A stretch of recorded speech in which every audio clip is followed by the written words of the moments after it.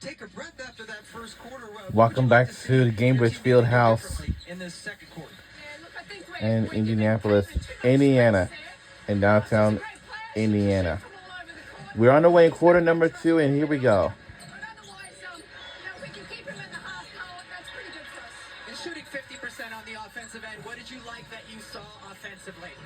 Yeah, look, we're moving the ball where we need to. We're trying to get certain people in the actions. Our turnovers, I think we can tidy that up a little bit. But, so far, so good. All right, Coach, thank you very much. Sandy Brondello, who took her team to the WNBA championship last year, the first title for this New York franchise. And yes, this is the best start in franchise history. They're trying to get to a 10-game winning streak, which would tie their best ever for this franchise. They've done it twice previously. Lexi Hall able to draw the offensive foul. You saw how intentional the New York Liberty were, though, that possession, and getting eventually the switch of Hall onto Breanna Stewart. Yeah, Stewie's elbow just gets out and gets Hull in the face, but there was multiple screening actions that New York used until they finally got this switch, and that's an offensive foul when it's to the face of the defender. Second foul on Stewie. Both of them have been offensive fouls. She takes a seat. Now Clark guarded by Kennedy Burke. Tasha Howard now in the game for Indiana. Colson fires. Howard right away. Hits the glass. But couldn't follow.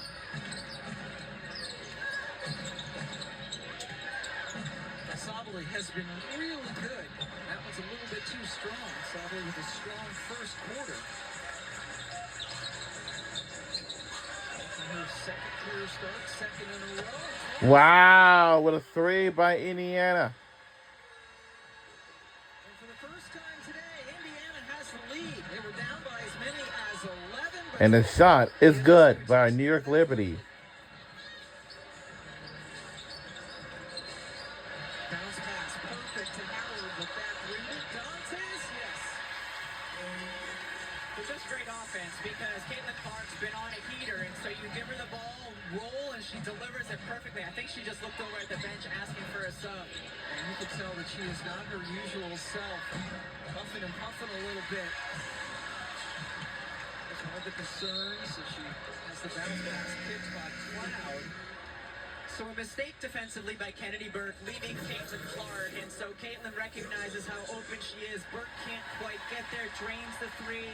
You know you need to give Caitlin Clark defensive attention, so what happens now? Two players go there, and she hits the roller. Howard wasn't able to get her the assist, but pass was delivered perfectly.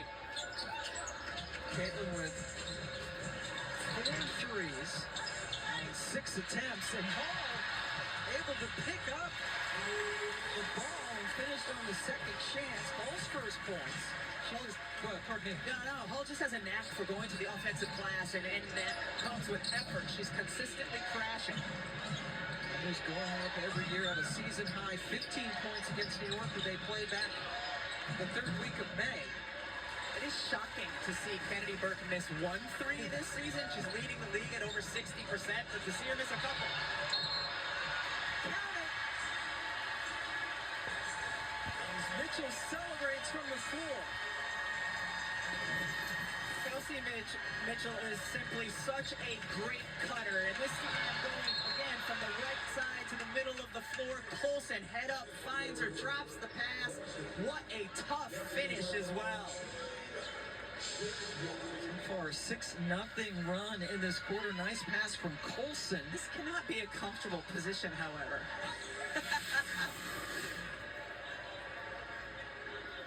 Let's go over to Christine Williamson. Yeah, Kelsey told me yesterday that she just needs to be aggressive. She said if she's not being aggressive, then she's not being who she needs to be for this team and for herself. She said that means, getting angles, playing in transition as much as possible, and just being herself. And if she doesn't overthink the process, then she can be a really great player.